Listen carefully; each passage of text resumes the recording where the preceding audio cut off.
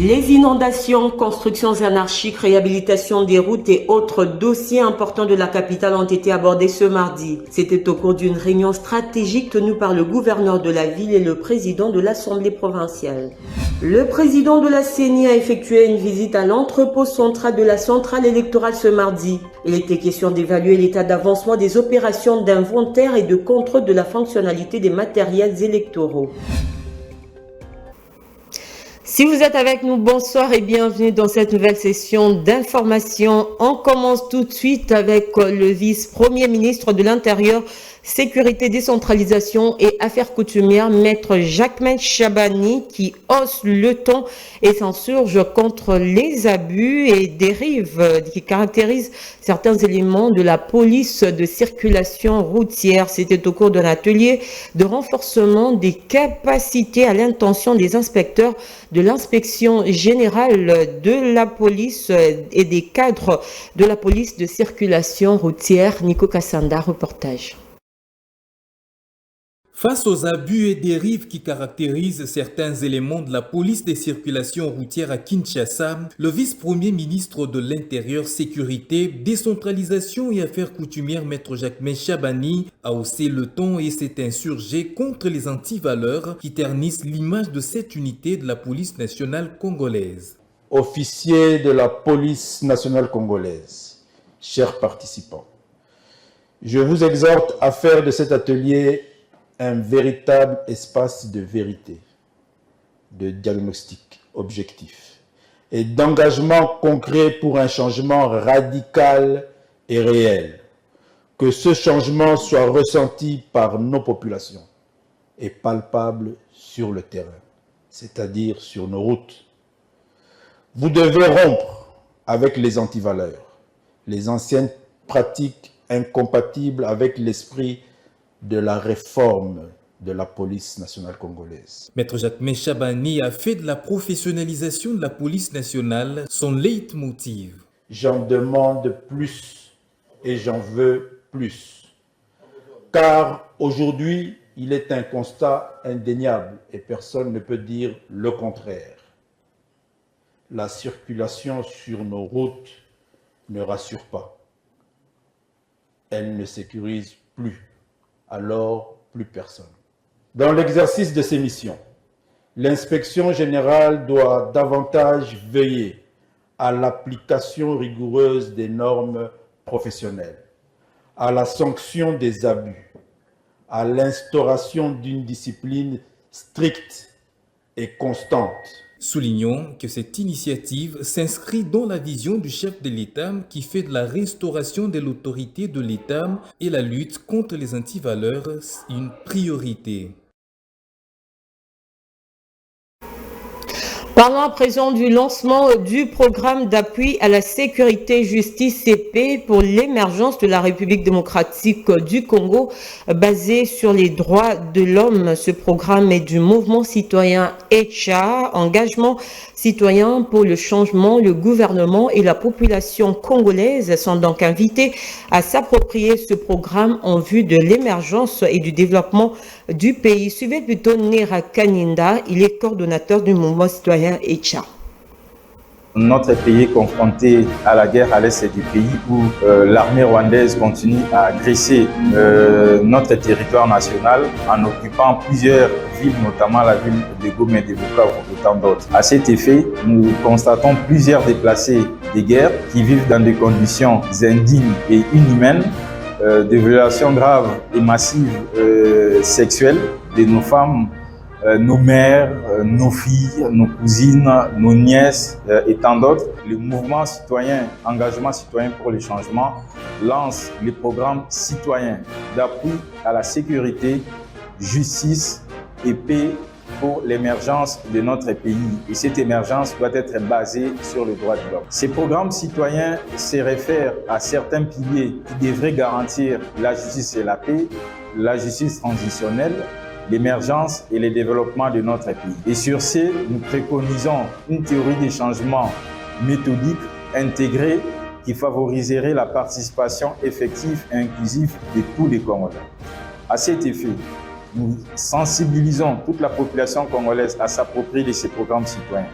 Nous invitons et exhortons les présidents de la République, la Première ministre et tous les gouvernants, le Parlement de la République démocratique du Congo à travers l'Assemblée nationale et le Sénat, de pouvoir s'approprier ces programmes citoyens afin que toute action publique se base sur des problèmes réels et des solutions adéquates qui permettent à notre pays non seulement de retrouver la paix, mais aussi de s'aligner sur une ligne de l'émergence et du développement de notre pays.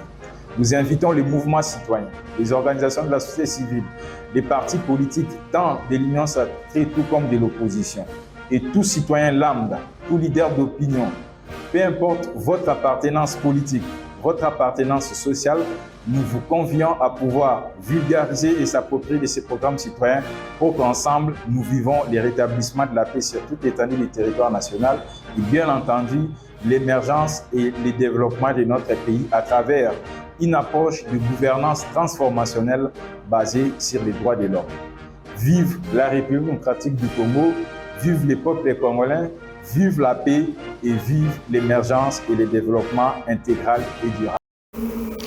En société, je l'ai annoncé en titre, des dossiers importants de la capitale ont été abordés au cours de la réunion stratégique tenue par le gouverneur de la ville de Kinshasa et le président de l'Assemblée provinciale de Kinshasa. Il s'agit notamment des inondations, constructions anarchiques, réhabilitation des routes, réouverture du marché central et l'insécurité à Kinshasa. Reportage Emin Kambizio.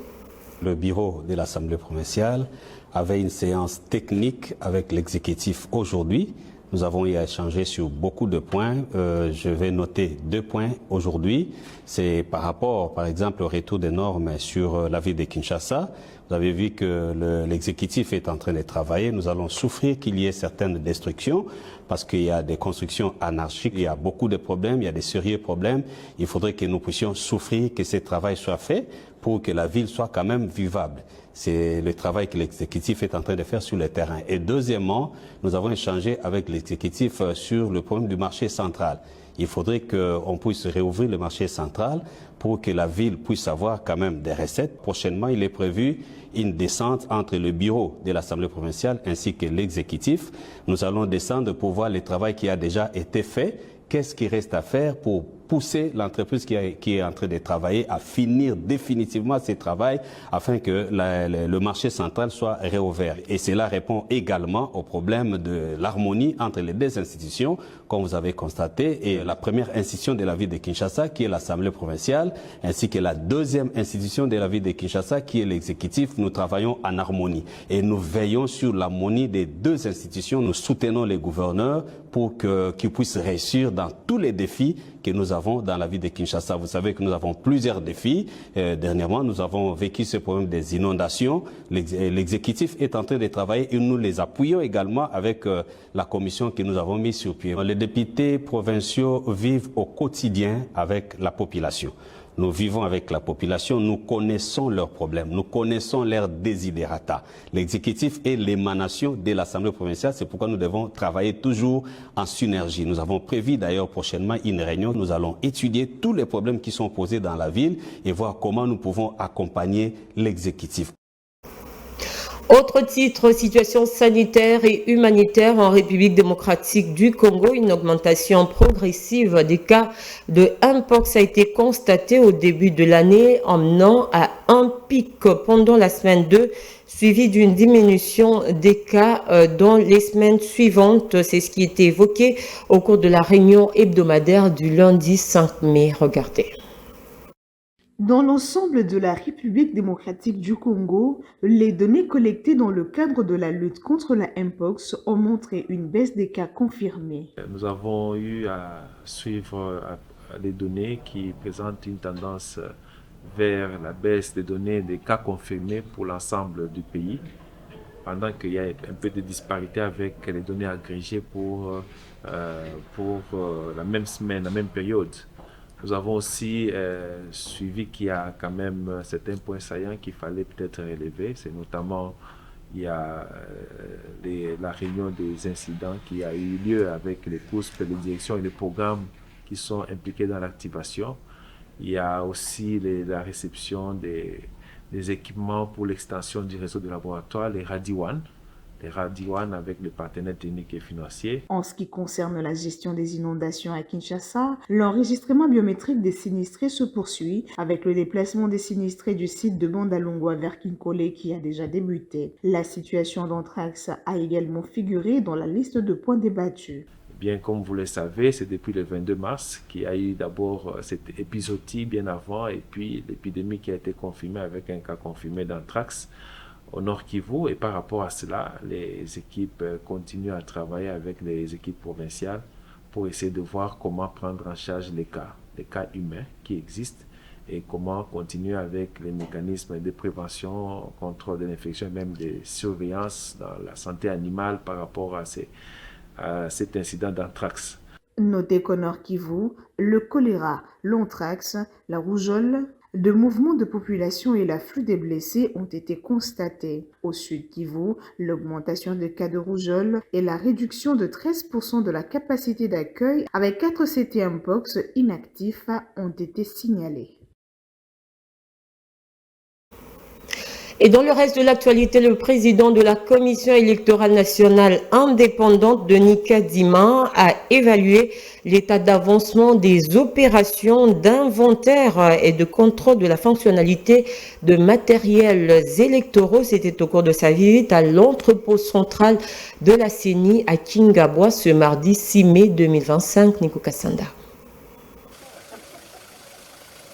Cette visite effectuée à l'entrepôt central de la CENI à Kingabwa par le président de cette institution consistait à évaluer l'état d'avancement des opérations d'inventaire et de la fonctionnalité des matériels électoraux. Denis Kadima a suivi les explications techniques fournies par l'équipe commise à cette mission cruciale. Le 4 avril, nous avons lancé la feuille de route pour les élections de 2028.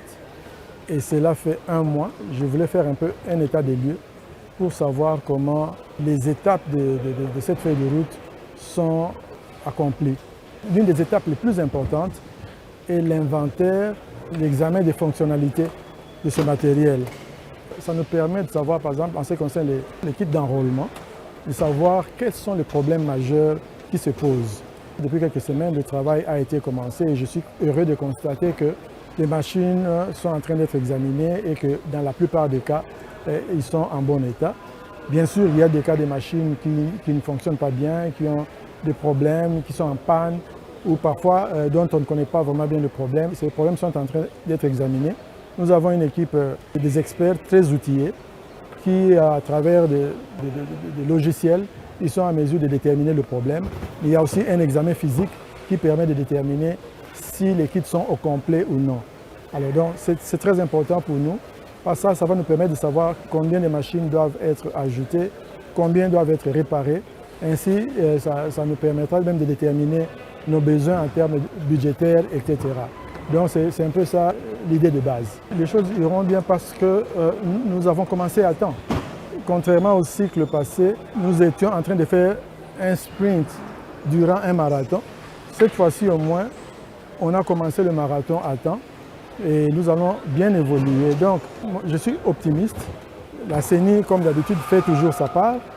Il faut dire que cette visite marque un signal fort d'engagement de la part de la centrale électorale qui entend poser les jalons d'un futur processus électoral maîtrisé et crédible.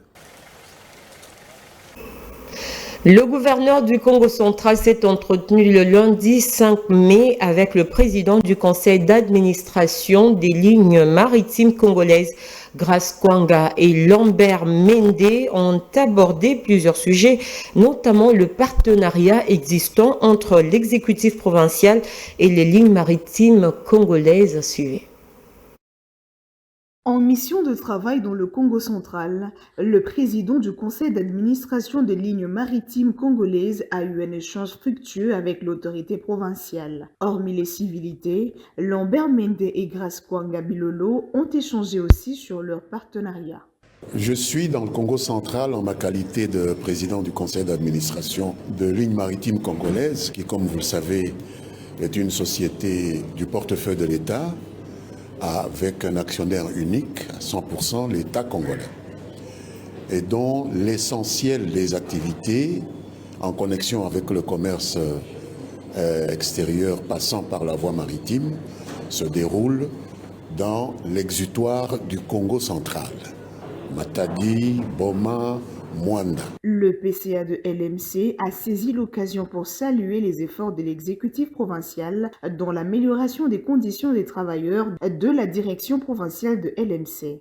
J'ai trouvé quelqu'un qui, selon le rapport que notre directeur provincial nous a fait, a déjà contribué à améliorer les conditions de travail de nos agents ici et qui m'a paru être très au courant de ces points sensibles qui nécessitent une intervention de l'autorité publique qu'il représente. Et donc je n'ai aucune raison d'être pessimiste quant à l'avenir et au devenir de LMC au Congo central. Notez que l'échange a aussi tourné autour de l'annonce de l'acquisition de 2 navires avec l'appui du gouvernement central. En sport, 3 figures emblématiques de Illico Cash Ligue 1 ont répondu présent à l'appel de la CAF. Jean-Luc Capen de Lupopo, Héritier Yindula de Mazembe et Blaise Mwinda de Maniema ont pris part à une rencontre stratégique initiée par le manager des licences des clubs de la CAF en RDC, maître Emmanuel Kandé, une démarche visant à renforcer la conformité des clubs congolais. On en parle avec Shadrach Tenta. Aujourd'hui, on a été vraiment édifié sur l'actualisation des fichiers de chaque club et déjà que la sonnette est sonnée bien avant pour que les clubs se mettent ou préparent les documents qu'il faut parce que la CAF est assez exigeante avec ces 5 critères pour obtenir la licence CAF.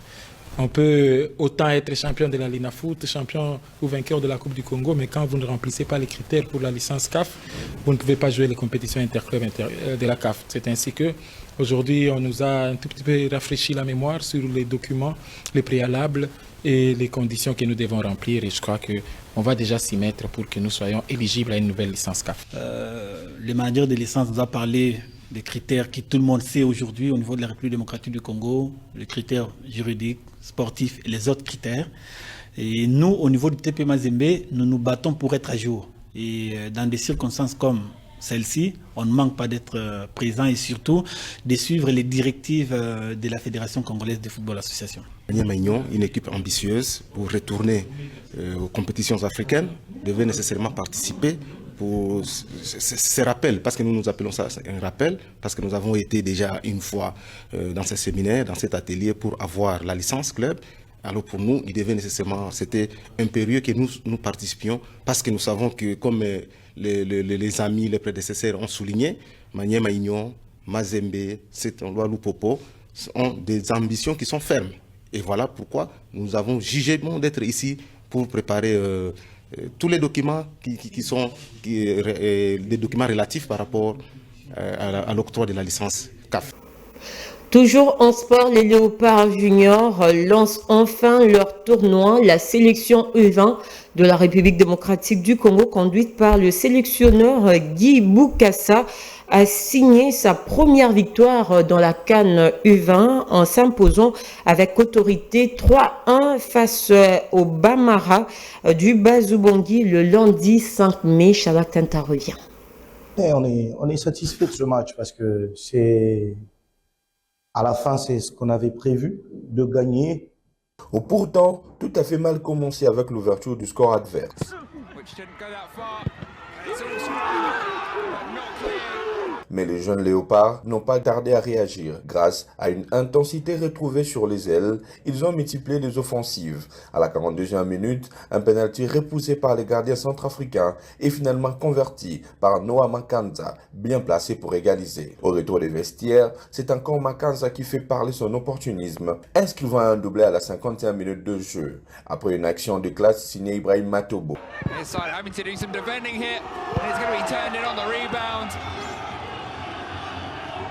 And it's Noah Makanza again. He was the first to the loose ball after the penalty.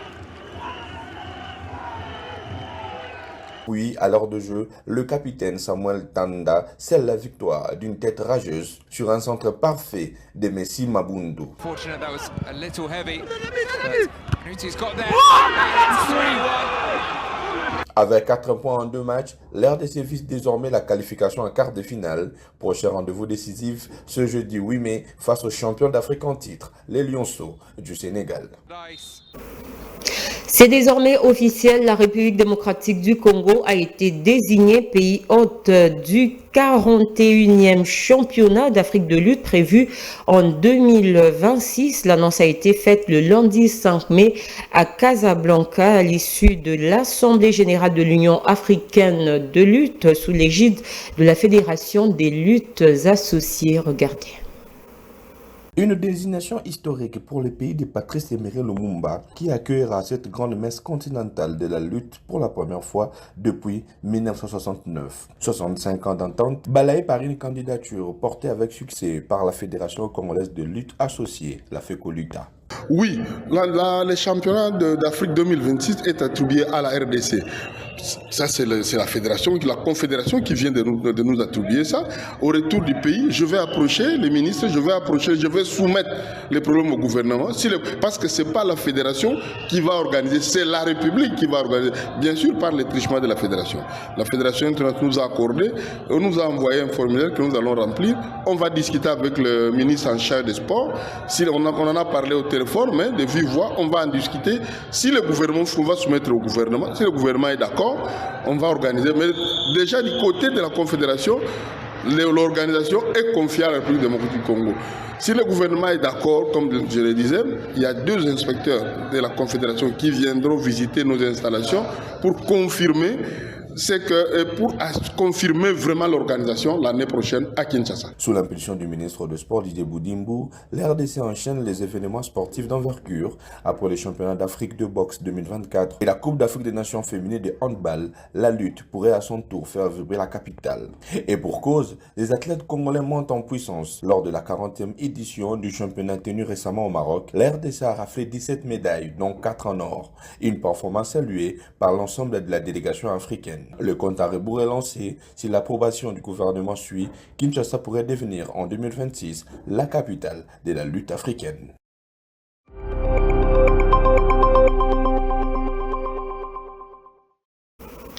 L'actualité au-delà de nos frontières pour terminer, 3e jour de multiples explosions et incendies ce mardi au Soudan. Ce sont les paramilitaires de la force de soutien rapide qui ont lancé des tirs à Bénédicte Kokemonombi. C'est précisément dans la capitale soudanaise, au port Soudan, que les multiples explosions et bombardements ont lieu depuis dimanche. Cette ville, qui est perçue comme un havre de paix pour plusieurs déplacés, a été une énième fois victime des frappes de drones. On pouvait y apercevoir de la fumée noire à Port-Soudan, qui était considéré comme jusqu'ici épargné, étant à proximité du principal port maritime du pays. C'est sur une base militaire située près de l'unique aéroport international du pays où des attaques ont commencé. Avant des tirs de ce mardi, des dépôts de carburant ont été la cible des frappes lundi. Ce conflit entre l'armée et les forces paramilitaires sont devenues préoccupantes pour de nombreux déplacés. C'est depuis 2023 que la guerre a débuté, partant d'une mésattente sur la transition du pouvoir. Et ça sera tout pour ce soir. Voici le rappel des grandes lignes de l'actualité. Les inondations, constructions anarchiques, réhabilitation des routes et autres dossiers importants de la capitale ont été abordés ce mardi. C'était au cours d'une réunion stratégique tenue par le gouverneur de la ville et le président de l'Assemblée provinciale. Le président de la CENI a effectué une visite à l'entrepôt central de la centrale électorale ce mardi. Il était question d'évaluer l'état d'avancement des opérations d'inventaire et de contrôle de la fonctionnalité des matériels électoraux. Fin complète de cette session d'information. Merci de votre attention et avoir soutenu. À demain.